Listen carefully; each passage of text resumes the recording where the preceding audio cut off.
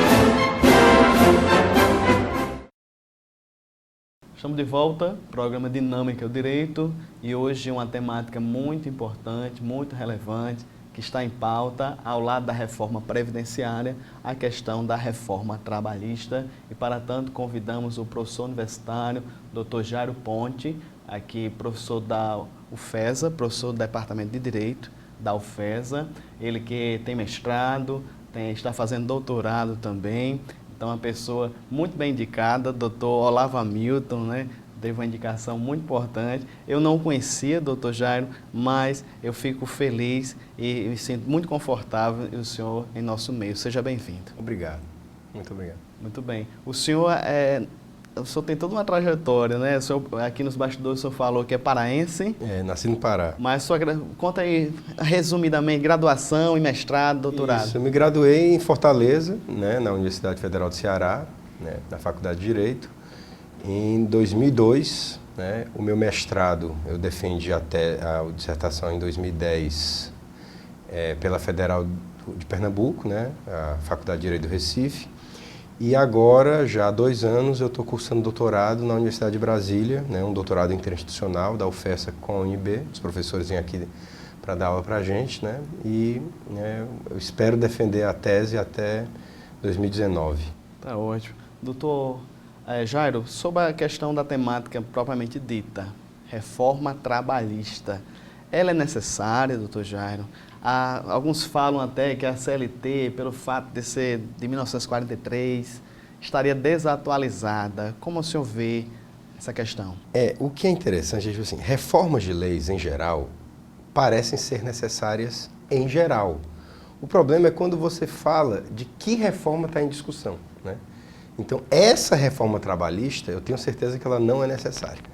Essa reforma trabalhista, ela serve para atrapalhar, ela serve para prejudicar e retirar direitos, né? Os argumentos são os mais variados e é difícil até de a gente perseguir esses argumentos separadamente, porque eles não são produzidos de forma concentrada por um interlocutor ou um grupo de interlocutores, eles são apresentados de forma dispersa. Até os meios de comunicação, quando apresentam esses argumentos, eles não se responsabilizam por eles, né? Eles dizem, porque a reforma, inclusive geração de empregos e tal. Meu Deus do céu, como é possível ter qualquer expectativa de que a reforma trabalhista vai aumentar a quantidade de postos de trabalho se um dos pontos principais da reforma trabalhista é a possibilidade de aumento da carga horária de trabalho até 12 horas. Hoje a CLT autoriza, né, enfim, jornadas de 8 horas com horas extras de até 2 horas, ou seja, o trabalhador pode trabalhar habitualmente até 10 horas por dia. Obviamente ele vai receber aquelas 2 horas a mais com 50% de acréscimo, né? A CLT, a reforma, está autorizando que esse valor chegue a 12, ou seja, imagina, eu ter trabalhadores que vão poder trabalhar até 12 horas por dia habitualmente, Isso não é o regime de 12 por 36. O regime de 12 por 36, que já funciona, né? Por exemplo, aplicado para vigilantes, ele pode, enfim, entrar às 7 da manhã, sai às 7 da noite, ele só volta dali, né? Passa um dia de folga, ele volta dali a 2 dias. Não é esse o regime, é um regime de hora extra habitual. E imagina, se eu agora estava precisando de trabalhadores, eu posso aumentar a carga horária de um trabalhador, eu não contrato outro. Isso é uma questão muito óbvia, né? Mas é dito como se fosse, enfim, aumentar direitos, né? Ou aumentar a contratação. Acho que o ponto principal da reforma, para a gente visualizar ela dentro de um contexto, é que ela prioriza o negociado sobre o legislado. O que significa que, se eu fizer um acordo, né, patrão e empregado fazem um acordo, isso prevalece para várias questões, algumas não, né, sobre o que a lei diz, né? Mas quando a gente começa a retomar a história do direito do trabalho, a gente entende que, na verdade, essa negociação sempre pôde existir e a lei era o patamar mínimo, né? Essa ideia de dizer que o negociado vai prevalecer sobre o legislado, né? O acordo vai prevalecer sobre a lei, se for benéfico ao trabalhador, já pode. Já pode, se você parar para pensar. E isso não existe só no direito do trabalho. Existe na relação de consumo. Eu apresento uma condição que ultrapassa, que é pior do que o mínimo que a lei exige, aquele contrato é nulo na relação de trabalho. Isso é o que tem de semelhança entre a relação de trabalho e a relação de consumo? É que nos dois casos, o trabalhador e o consumidor são hipossuficientes, são vulneráveis em relação ao empregador, no caso do trabalhador, e ao fornecedor, no caso do consumidor. Então, o que é que a lei garante? Uma condição mínima. Garantir o mínimo, tá legal. Quer garantir mais que o mínimo? Parabéns, pode fazer qualquer tipo de negócio que beneficie o trabalhador. Abaixo disso, não. Quando a reforma trabalhista diz que vai prevalecer o negociado sobre o legislado em algumas temáticas, ele está dizendo, na verdade, que o patamar mínimo desapareceu. Isso não fica evidente nas falas. É como se, eu não posso, eu sou amarrado. Você é amarrado sim, meu camarada. É amarrado como a maioria de nós é. A mediação da relação social através da lei é uma conquista civilizatória. Agora você diz, eu quero negociar. Veja, e se o trabalhador quiser? Eu me pergunto qual é o trabalhador que vai querer. Em que condições esse trabalhador está para querer tal tipo de acordo? Porque é muito fácil eu colocar aqui, olha, está aqui. Está aqui o ovo, eu vou botar do lado aqui as galinhas, do outro lado a raposa. Negociem aí, raposas e galinhas pelo ovo.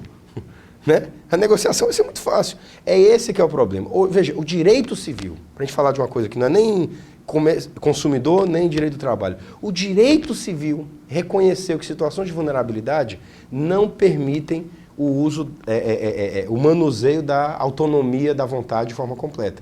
Se você parar para pensar, hoje, nós temos institutos já do Código de 2002, né? Por exemplo, o Instituto da Lesão. O que é o Instituto da Lesão? No Código Civil. Não estou falando de direito do trabalho, direito do consumidor. Né? O que é o Instituto da Lesão? É quando você se aproveita da inexperiência de alguém para impor a ele uma cláusula desfavorável.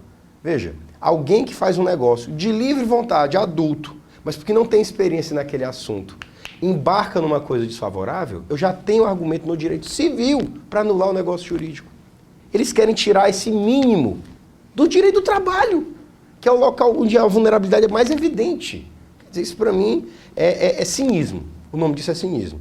Né? E é importante a gente estar nesse veículo, com esse público, porque o engajamento das pessoas, né? E eu digo, das pessoas a gente tem sempre falado com sindicatos, a gente tem sempre falado com associações, mas um setor que eu acho que tem ficado fora desse debate, tem que entrar de cabeça nesse debate, é a comunidade religiosa. Esse é o lugar, né? Se eu pudesse, enfim, pedindo permissão para falar das palavras de Deus, é essa boa nova da justiça que tem que ser pregada. Né? Eu acho que amar ao próximo passa por essa questão, inclusive, né? De estabelecer aí valores mínimos para a interação, para a relação social mediada pelo direito. O que é essa reforma na origem? Né? Ela é uma pretensão de desregulamentação. Em outras palavras, eu não quero que os indivíduos fiquem presos em formas. Isso é muito bem-vindo quando você tem situações de igualdade. Né? Então, meu amigo, eu vou saber definir como é que eu vou me casar, como é que eu vou pintar minha casa, como é que... Meu irmão, deixa isso comigo. Né? Autonomia da vontade, ok. Mas quando eu tenho vulnerabilidade envolvida, aí a autonomia da vontade vira sinônimo de injustiça. Porque sempre que o empregador disser, eu pago menos, eu não quero, você não quer, alguém vai querer.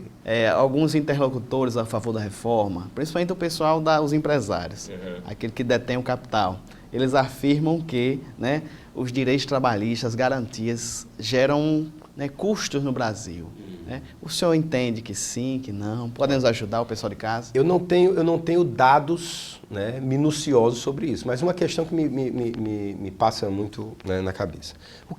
Como é que compõe-se o salário de uma pessoa? Eu digo, vou te pagar tanto. Dessa composição eu tenho que incidir um valor do FGTS, né, 8%. Eu tenho que incidir uma contribuição patronal, porque a contribuição do trabalhador é descontada da remuneração dele. Então eu tiro da remuneração dele um valor, mas eu tenho que dar uma contribuição patronal. Né? Que se eu tiver uma folha acima de 11, acima de 11 empregados, eu tenho que dar 20% da folha de pagamento. Eu tenho que pagar alguns outros encargos que são sociais, mas que não são diretamente endereçados ao trabalhador. Né? PIS, COFINS, etc. E tem que pagar impostos.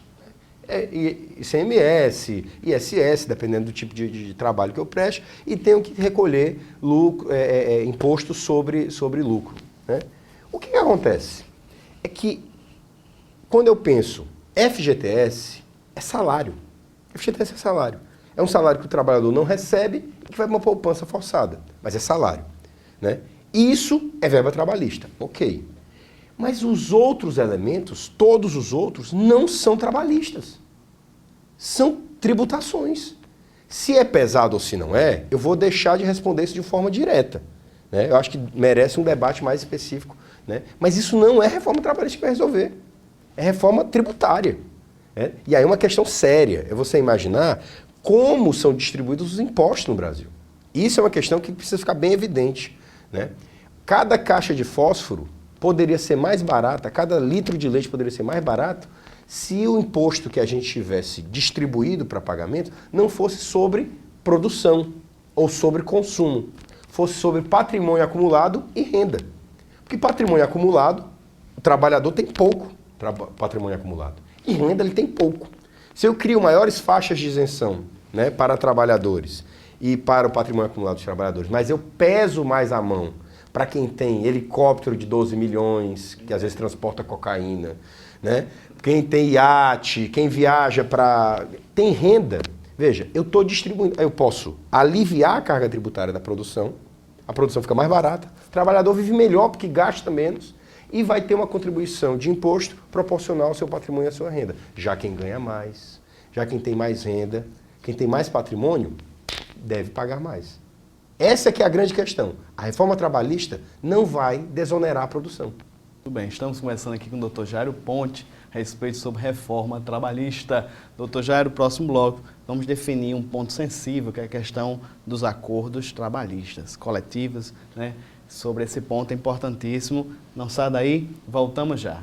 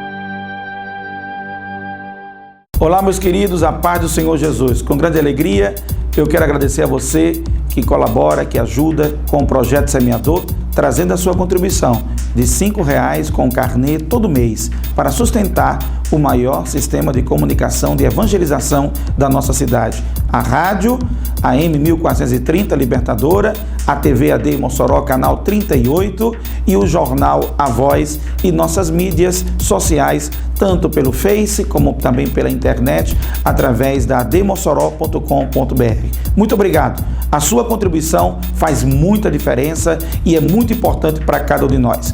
Você que quer ajudar, você que quer contribuir, procure o representante do Projeto Semeador em uma de nossas igrejas e pegue o seu carnê e colabore e contribua com essa obra. Deus te abençoe, muito obrigado, contamos com você.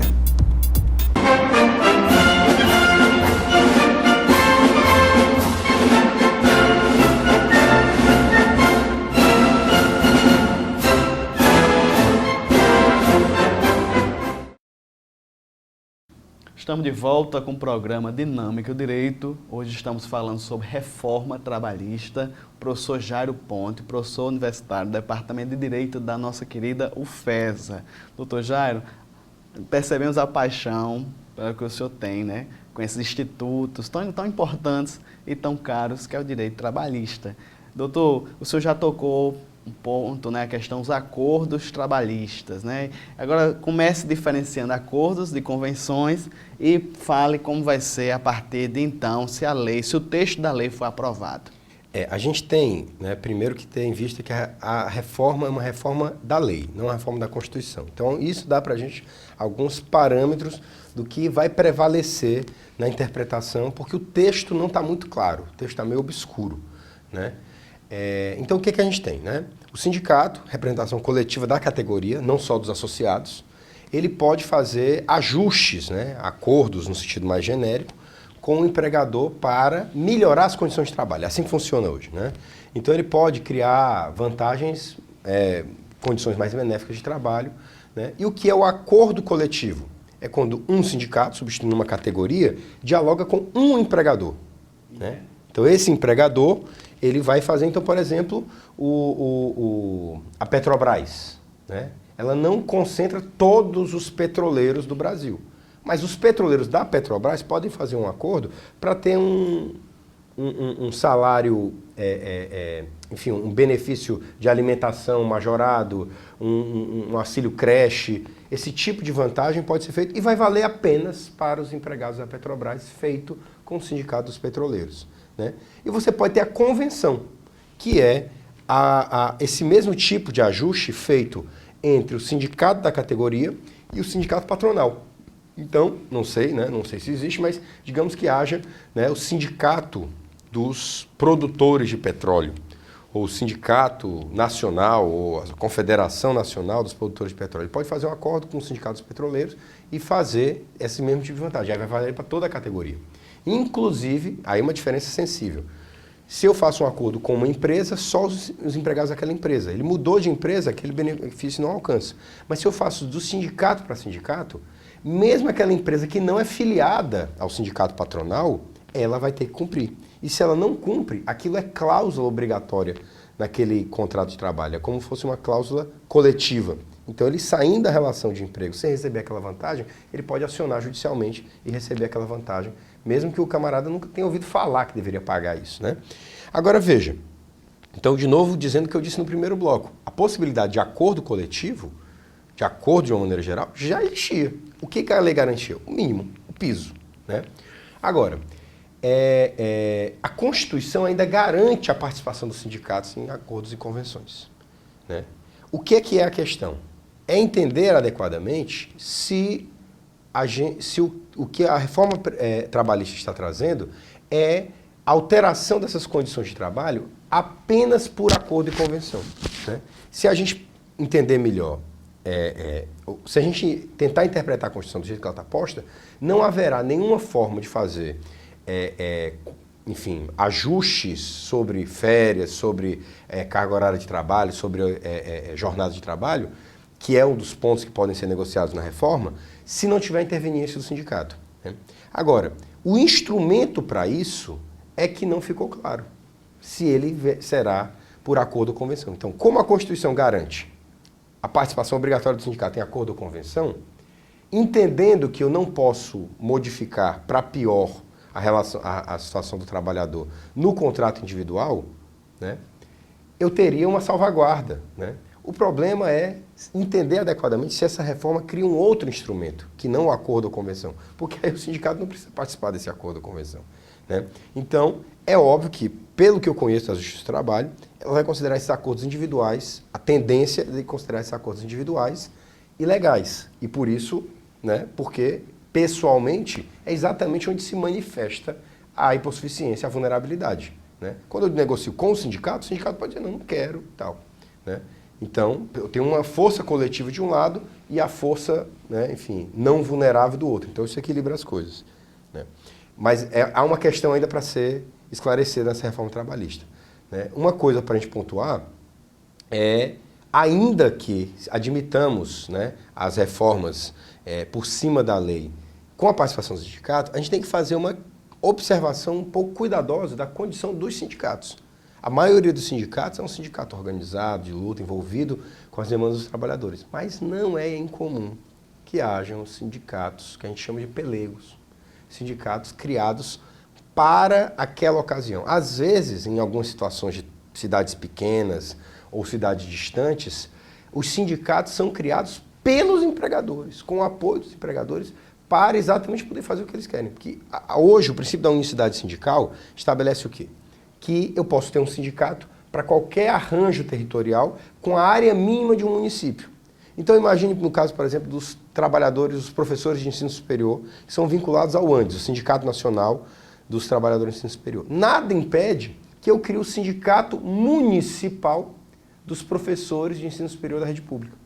E em Mossoró, os trabalhadores, professores da UFESA, terão que ser representados pelo meu sindicato, porque eu criei esse sindicato. E hoje não há nenhuma normativa, a não ser as regulações do Ministério do Trabalho, que digam se eu tenho que ter um mínimo de associados, se eu tenho que ter um mínimo na Assembleia. Então existe uma crise de representatividade. Então existe a possibilidade hoje de constituir sindicatos para finalidades escusas, porque eu não tenho a fiscalização adequada, nem a regulamentação adequada para a constituição de sindicatos.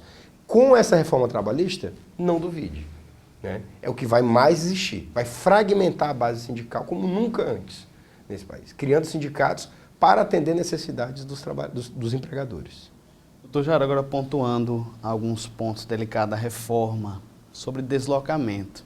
A reforma pretende, né, que esse período que o trabalhador está dentro do veículo, está sendo conduzido para a empresa, ele não seja mais pago, né? Como o senhor viu essa situação, né? É importante a gente entender o que funciona hoje para entender o que muda, né? A gente chama de horas itineres, né? O que é a hora itinerária? É aquela situação onde o trabalhador não tem uma rede de transporte público que lhe permita chegar ao trabalho, né? Ou por qualquer motivo, é de difícil acesso, coisa parecida. Nesses casos, não é o caso da pessoa que mora ali no Santo Antônio e tem que trabalhar, enfim, em Areia Branca, ou, enfim, ele pega o seu ônibus, enfim, tem que trabalhar, né? É aquela situação da pessoa que efetivamente tem que ir para um local que não tenha linha de transporte e que isso, por obrigação, né, para que o trabalhador chegue, a empresa fornece. Então, nesse momento, quer dizer, é diferente daquele caso, né, que vai trabalhar todo dia pegando o ônibus ou andando no seu carro, na sua moto.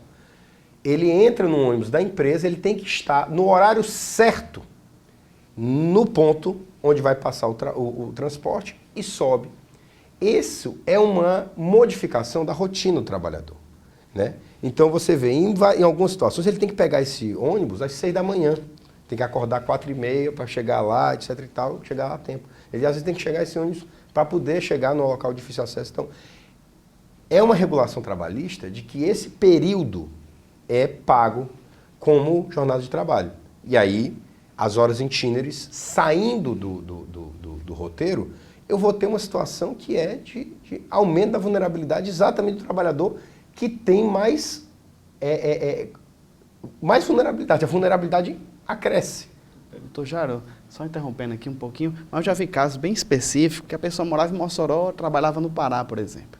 Aí ele pegava um avião para ir para lá, muitas vezes pegava uma balsa e depois uma picape da empresa para chegar em tal lugar. Na justiça, atualmente, muitas dessas horas eram computadas. Sim. Revertidas para o trabalhador, porque ele estava fardado, muitas vezes ele estava à disposição. E agora, como ficaria com essa reforma? Pois é, com a reforma, isso entra na possibilidade de ajuste, e uma possibilidade de ajuste exatamente do trabalhador mais vulnerabilizado. Uma conta que tem que ser colocada aí, né, é a história da autorização de terceirização da atividade fim, né, que já passou, né, então a gente tem que pensar na reforma trabalhista com outro aspecto que já está, né, em vias de ser implantado, que é a terceirização da atividade fim.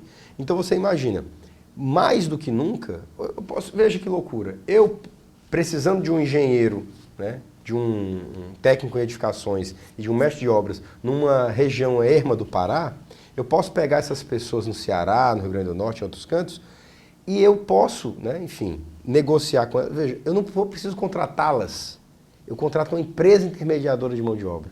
É a empresa que os traz. E aí a questão é, eu tenho uma empresa que tem, enfim, uma planta produtiva, coisa parecida. Quando eu contrato uma empresa terceirizada, ela não tem nada, ela só tem um escritório. Contrata quem ela quer e bem entende para me fornecer mão de obra, e depois que dá tudo errado, depois que vê que foi uma expoliação e que violou direitos, etc e tal, o que acontece? Ela não tem com que pagar. Ela é simplesmente um CNPJ, uma sala e uma secretária.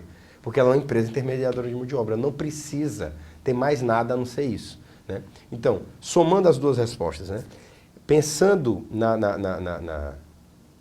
no transporte de trabalhadores, seja daquele menos distante, não vou dizer próximo, né? Pensando no menos distante, aquele que tem que ser transportado 40 minutos, 1 hora e meia. E até esses mais distantes têm que ser transportados, né, às vezes mais de um dia, né? É inequívoco. Este indivíduo não está no gozo da sua liberdade. Ele está sendo removido para a finalidade produtiva da empresa. Enfim, é uma violação, é uma retirada de direitos não pagar as horas itinerantes. Fica muito claro para mim, né? Porque eu poderia muito bem dizer para o trabalhador, né? Olha, você está trabalhando longe, venha para cá para morar perto, né? Como é que eu digo venha morar perto se o meu local de trabalho fica a 40 minutos de distância? Eu não tenho essa possibilidade, né? E tenho que estar lá no ponto que ele diz, ou seja, eu tenho um deslocamento da minha casa para o ponto de coleta, né? Eu não perdi essa obrigação de me deslocar. Agora, quando eu chego lá, eu poderia estar trabalhando. Não estou trabalhando, eu estou esperando o ônibus para começar a trabalhar. Eu não vou ser remunerado por esse tempo. Bem, estamos conversando aqui com o Dr. Jairo Ponte, professor da UFESA, Departamento de Direito, sobre reforma trabalhista. Próximo bloco, doutor Jairo, alguns pontos ainda que ficarem abertos, ainda estão precisando da mobilização, de uma maior conscientização da sociedade, que é horas extras, doutor Jairo, muito importante, a questão dos contratos, né, de horário parcial. Então, tudo isso no próximo bloco. Não sai daí, voltamos já.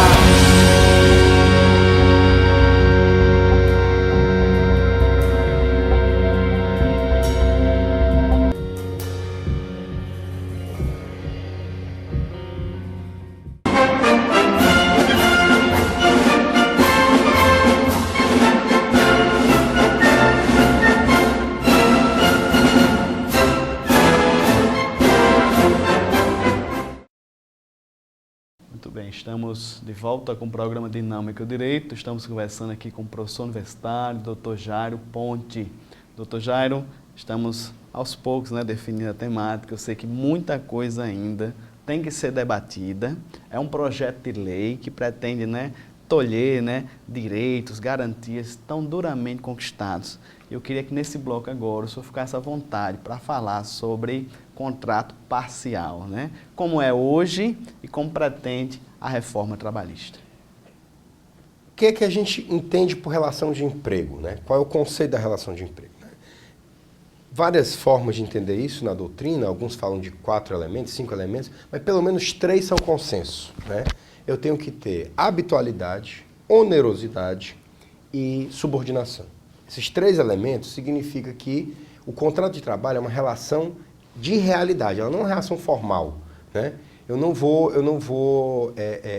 posso não ter falado de emprego, eu posso não ter falado de continuidade, mas se a relação se desenvolve na prática dessa maneira, eu tenho ali uma relação de emprego.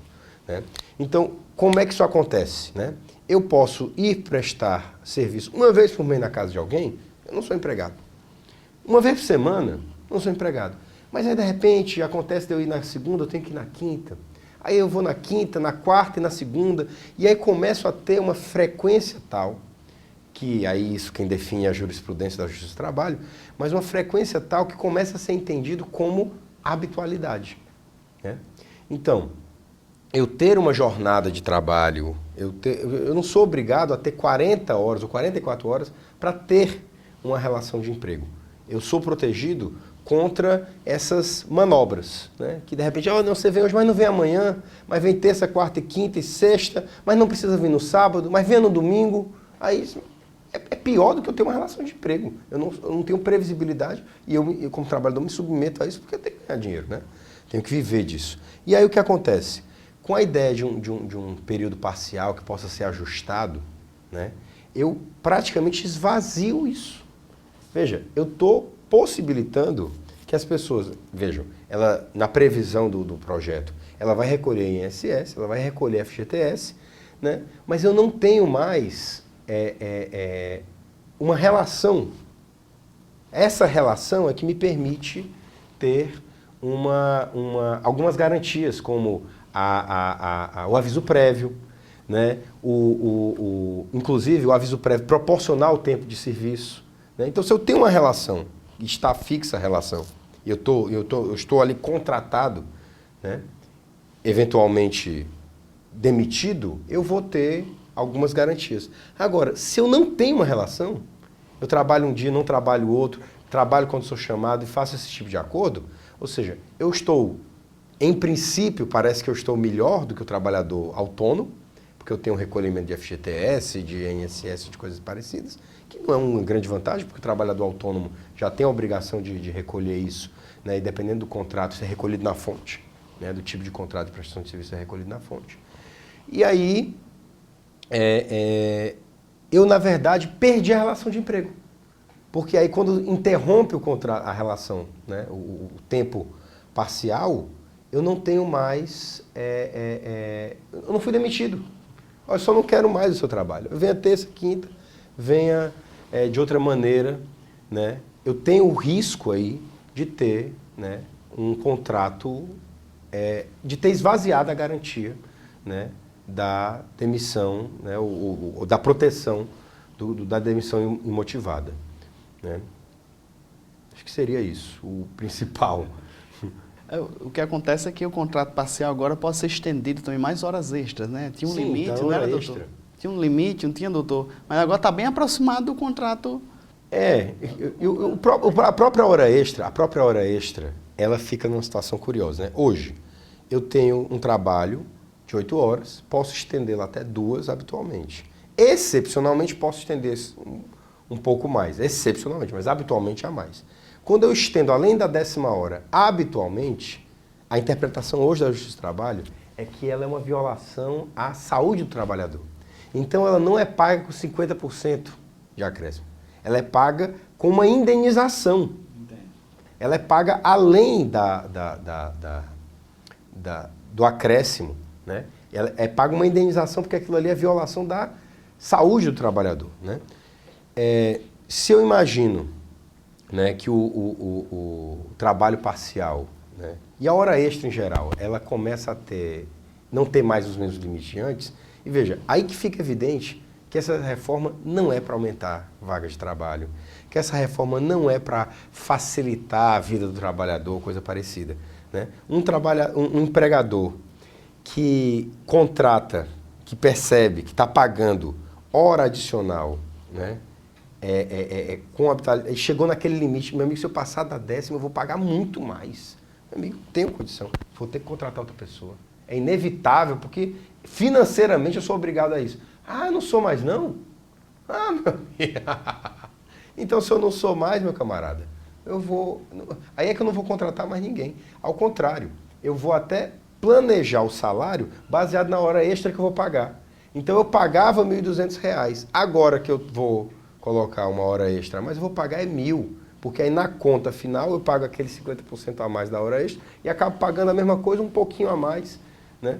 Veja, há uma tendência até de baixarem as médias salariais, né, se isso for implementado, porque é uma equalização do mercado. É isso que é o nome, mercado de trabalho. A mercadoria é o trabalho e o adquirente do trabalho é o empregador. Então, o empregador, vendo condições mais vantajosas para negociar o trabalho, reequilibra o preço. Né? Doutor Jairo, me corrija se eu estiver errado, mas eu li o texto muito rápido e tem a pretensão da chamada banco de horas. Sim. Né?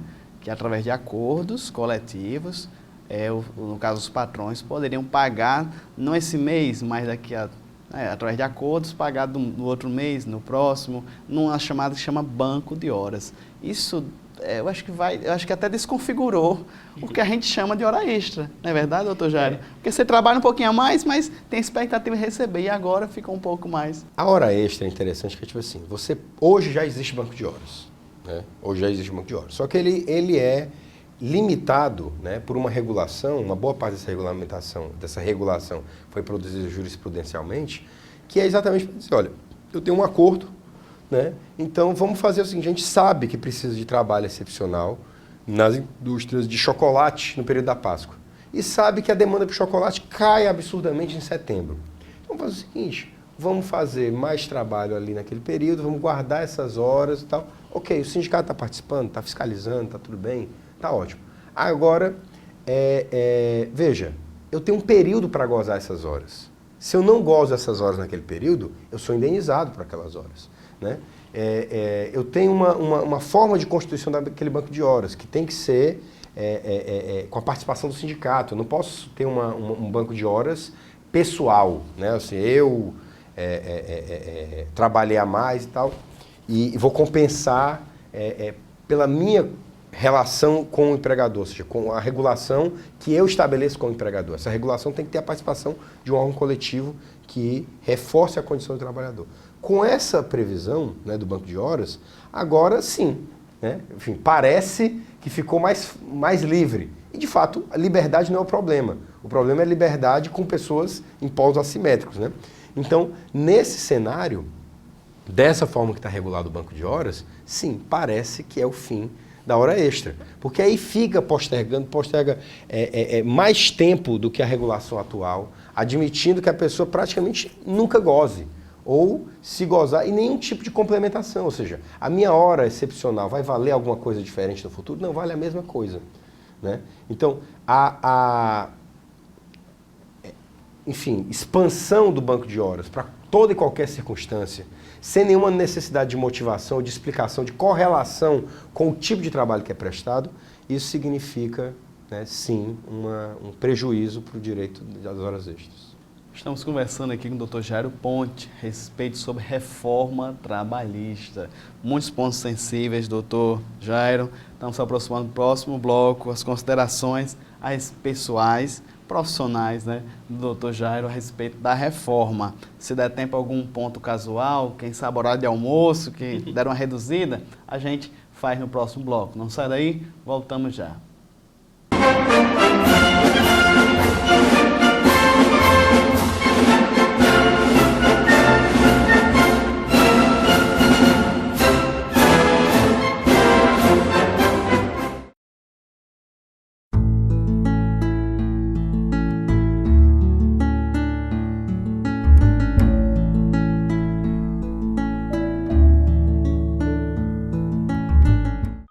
Portanto, dize-lhes, assim diz o Senhor Deus, não será mais adiada nenhuma das minhas palavras, e a palavra que eu falei se cumprirá, diz o Senhor Deus.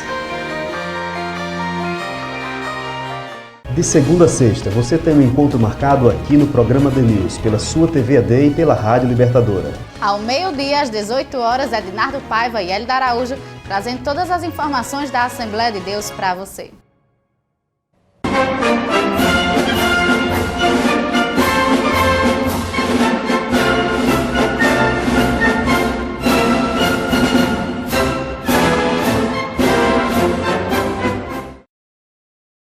Muito bem, voltamos com o programa Dinâmico Direito. Hoje a pauta polêmica, doutor. Situações delicadas, colocam várias reformas e jogando novas leis, no caso, mexendo com o ordenamento, mexendo com o direito. E muita gente, doutor Jairo, não está preparada, pelo menos conscientizada do real impacto que essas medidas vão provocar. Eu quero aqui logo externar, vamos logo para as considerações finais daqui a pouco, mas coloca duas pautas importantes, doutor Jairo, previdência e trabalhista. É oportuno para tirar o foco de um e de outro, o pessoal nem se concentra numa, nem se concentra na outra. Como o senhor vê essas pautas tão importantes ao mesmo tempo no Congresso Nacional? Eu estou muito feliz de ter visto 2 semanas atrás uma carta, eu não me lembro agora como é o nome da entidade exatamente, mas é uma carta, acho que da Associação das Igrejas Tradicionais Evangélicas, se não me engano esse é o nome da associação, que veio com o mesmo tom da carta que a CNBB fez contra essas reformas. Quer dizer, e aí você não precisa ser partidário de A ou de B, mas efetivamente esse governo entrou para esta finalidade. Entrou sem eleição, sem voto, para garantir que aquilo que nenhum governo eleito seria capaz de fazer. Nenhum governo tivesse disputado nas urnas a sua proposta e iria vencer com essa proposta de reforma trabalhista e de reforma previdenciária. Está muito claro assim que colocaram as duas juntas, porque na verdade é um pacote de maldade. Vem tudo junto. E não querem discutir a reforma previdenciária, ou a reforma tributária, né? Nem querem discutir o pagamento da dívida pública, né? Então, a questão coloca aquilo que faz mal logo na lasqueira, tudo de uma vez só, e para a gente se dispersar mesmo. A gente fica pensando, Ah, mas espera aí, eu sou servidor público, por que eu vou me importar com a terceirização? Ah, eu sou servidor privado, por que eu vou me preocupar com a reforma da Previdência, já que eu já estou com um teto limite? Quando você pega, vai atingir tudo, vai atingir a todos igualmente. Né? E você imaginar o que está colocado, né, para frente aí. Né? Para o trabalhador público, você pode terceirizar agora. Você pode terceirizar, imagina, a UFESA pode funcionar com uma empresa contratada para fornecer professores. Isso não é uma novidade nem dessa reforma. Essa é uma novidade da possibilidade de uma lei de gestão de OCIP-OS, né, que pode contratar pela CLT professores. Mas pior agora é que essa OCIP-OS, que poderia, né, que já está autorizada por lei, a, por exemplo, comandar um hospital, comandar uma universidade, pode não contratar diretamente, pode contratar terceirizado. Isso é o fim do concurso público, já está posto na lei essas duas coisas. Então isso afeta todo mundo. A reforma trabalhista não é para trazer nenhum tipo de vantagem competitiva ao Brasil, coisa parecida não. É para garantir que o Brasil se torne um local de mão de obra barata. É para garantir que tenha indignidade do trabalho e que tudo aquilo que corre na boca solta sobre o que é o trabalho na China, né? O pessoal fala, trabalho na China, não sei o quê. Pois é o projeto para o Brasil. Né? Querem revogar a Lei Áurea, só que não é só revogar a Lei Áurea. Eles querem colocar uma cláusula. Agora não tem mais nenhuma cláusula de cor de pele ou de origem geográfica. Né? Não precisa ser negro, não precisa ser africano, deportado, não precisa ser filho de escravo. A revogação da Lei Áurea vem com adição a mais. Agora se aplica por classe social. Se você é trabalhador, virou escravizado. Né? A Previdência, está muito evidente o que é a questão, não está se tentando salvar nada na Previdência. Se hoje nós formos ver a conta da Previdência, os trabalhadores pagam a sua parcela, os empregadores pagam a sua parcela e o dinheiro que vem das contribuições para custeio da Previdência sobra. Mas o governo só bota o quê? A contribuição patronal e a contribuição dos trabalhadores. Esquece daquilo que é arrecadado com finalidade específica. E ainda esquece e ainda oculta o fato de ter uma desvinculação. Reformas constitucionais, né, sequenciadas, que tive em 90, que teve em 94, que teve agora, que é a DRU, desvinculação da Receita da União. Essa desvinculação das receitas da União é que permite que o governo ponha a mão no dinheiro que era para pagar a Previdência e pague outra coisa. Que outra coisa? 42% do orçamento federal vai para pagamento de dívida pública. Ninguém vive no orçamento doméstico comprometendo 42% do seu orçamento no pagamento de dívida. Ninguém. Né? E quem esteja numa situação dessa vai imediatamente na Defensoria Pública para pedir uma revisão de contrato. A nossa revisão de contrato seria a auditoria da dívida pública. Nós podemos rever isso. Países outros já fizeram isso. O Peru fez, a Bolívia fez, cancelaram uma parte significativa da dívida. Nós podemos cancelar a dívida, isso não é calote. Isso é revisão para saber o que foi pago, por quanto foi pago e se já foi pago. Entendeu? Se a dívida já foi extinta. Não queremos saber disso. Está no ato das disposições constitucionais transitórias desde 88, a obrigação de fazer a auditoria da dívida. Nenhum governo fez, nem do PT, nem do PSDB, nem do PMDB, nenhum governo eleito depois de 88 fez a previsão. E ainda pior, entrou na lei de diretrizes orçamentárias do último período da Dilma a obrigação de fazer essa reforma, essa auditoria. E a Dilma vetou. Então existe aí uma captura do governo. Não interessa mais de que partido é. Qualquer partido que entra lá está capturado pelo sistema financeiro. E a dívida aumenta exponencialmente. Nós pagamos e continuamos devendo cada vez mais. Né? E aí, nesse ambiente, reforma trabalhista e reforma tributária, ou reforma previdenciária, tem um elemento que tem que ser colocado. A reforma tributária. Mas não a reforma tributária que os empresários, os grandes empresários querem. A reforma tributária que é necessária para haver redistribuição de renda. Né? Como eu já tinha dito no bloco passado, hoje, a carga tributária cai sobre o consumo, sobre a produção, tornando os gêneros mais caros e mais difíceis de serem adquiridos. E quem tem patrimônio paga pouco. A média dos países desenvolvidos, os ricos pagam algo entre 12% e 13% da sua renda e do seu patrimônio. No Brasil isso não chega a 6%. Então, aí para essa finalidade eu já queria convidar a comunidade, né, religiosa para, se for possível, estar às 7h30 no auditório da Pró-Reitoria de Pós-Graduação, lá da UFES. Você chega na guarita, você pergunta, você acha rapidinho, auditório da Pró-PPG. Nós vamos ter o professor Valci Gassen. O professor Valci é lá da UNB e ele vem falar exatamente sobre matriz tributária brasileira e distribuição de renda. É um professor nosso lá do doutorado que vai dar essa palestra. Quem puder comparecer, acho que vai entender muito bem em que contexto está a reforma tributária, a reforma trabalhista e a reforma previdenciária. Doutor Jairo, sobre a reforma trabalhista, afetou todo mundo, né? Inclusive nós advogados, operadores. Quando chega um cliente agora, né, com essa viés, né, da reforma trabalhista ser implementada, eu já estou avisando, olha, a sucumbência agora o trabalhador vai pagar. Perícia, né, se for necessário, sim, perícia, o trabalhador vai ter que pagar. Isso tudo, o acesso à justiça. Esvaziando a justiça do trabalho, né? Institutos tão importantes, poderes tão importantes, e estão dificultando até o nosso trabalho e, como o senhor me falou, o acesso à justiça de maneira despretensiosa, maldosa e, por que não dizer até, de má fé. Mas tem seminários, congressos aí, mobilizações. O senhor fala o público religioso, mas nosso público é bem variado, né? Que bom. De estudantes, né? De profissionais liberais, né? E também os nossos irmãos que nos assistem. Mas, desde já, em nome do pastor Wendel, em nome do irmão Rogério, toda a equipe da TV AD, o meu muito obrigado e faça suas considerações, doutor Jairo. É isso mesmo, pessoal. Eu acho que, tipo assim,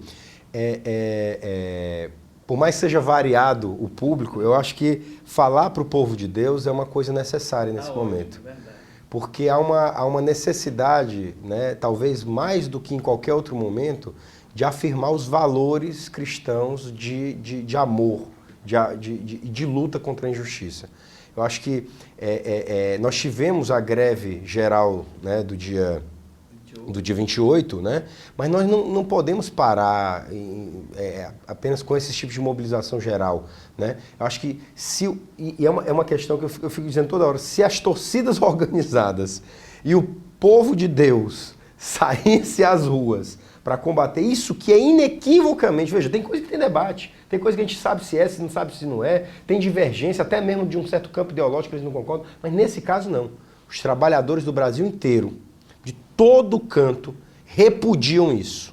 Reforma previdenciária e a reforma trabalhista. E exigem a auditoria da dívida. Então, se a gente pudesse contar cada vez mais com essa participação, seria uma glória. Doutor Jairo, eu vou te agradecer mais uma vez, né? A sua paixão, a gente percebe a paixão pela temática. O senhor mesmo, né, tem todo um histórico nos sindicatos, né, representação dos professores. Hoje eu estou na vice-presidência da DUFESA, que é a seção sindical do Sindicato Nacional. Mesmo assim, é apaixonante também lhe ouvir na questão dessa temática tão importante. Eu espero, né, ouvi-lo outra vez, chamar mais uma vez o senhor. Foi um prazer estar aqui com o senhor. Faltou alguns pontos, né? Acho que sempre vai faltar. Podemos chamar outros colegas para debater, faltam alguns pontos como horário de almoço, né? Faltam alguns pontos que ficarem abertos, mas o meu muito obrigado, foi um privilégio ouvir o senhor. Muito obrigado. Né? Como eu falei, eu não o conhecia pessoalmente, né? Mas agora vou passar a acompanhar mais a sua trajetória, haja vista, né, os seus posicionamentos tão firmes e tão positivos para a sociedade. Muito obrigado, eu agradeço a oportunidade, contem comigo. Muito bem, estamos aqui encerrando o nosso programa Dinâmica do Direito. Trouxemos uma temática muito importante, que é a reforma da Previdência, né? E o doutor Jairo aqui já externou, né, que tem que ser melhor debatida e deve melhor o engajamento de toda a sociedade, que atinge todos. Eu falei aqui, doutor Jairo, que eu também, os operadores do direito, têm também se posicionar a respeito da mesma. Acho que procuradores, magistrados, serventuários, todo mundo que labora no direito trabalhista deve se engajar também. Então, a temática foi essa, né, a temática jurídica. Convidamos aqui o professor universitário Jairo Pontes, né, mestrando, está fazendo doutorado, professor da UFESA. Então, até o próximo sábado, se Deus quiser, com mais um programa Dinâmica do Direito, e permaneça com a programação da TV AD Mossoró, programa de jovens. Então, até o próximo sábado, se Deus quiser.